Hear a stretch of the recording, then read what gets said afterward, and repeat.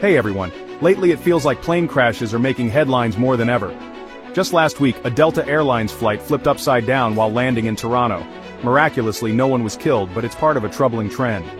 In North America alone, we've seen several tragedies.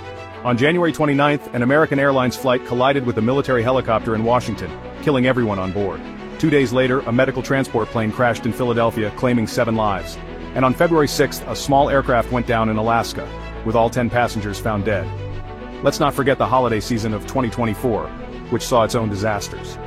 On Christmas Day, an Azerbaijan Airlines plane allegedly hit by missiles crash-landed, killing 38 people. Just days later, a Jeju Airjet crashed into a wall in South Korea, with 179 of the 181 people on board dying. So, is flying becoming more dangerous? Let's dig into the data. 2024 was the deadliest year for aviation since 2018, with 16 fatal accidents and 333 lives lost. But before December, the number of fatalities was much lower. 2 major disasters in December tripled the death toll. Despite these recent incidents, experts assure us that flying remains incredibly safe.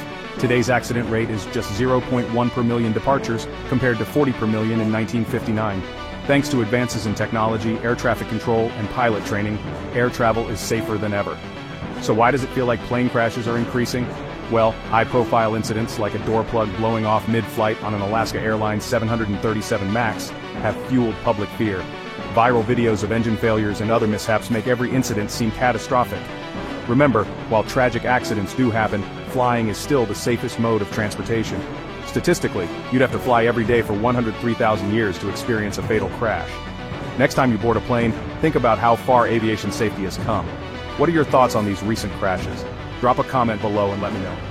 And don't forget to like, subscribe, and watch more of our videos. Stay safe, everyone.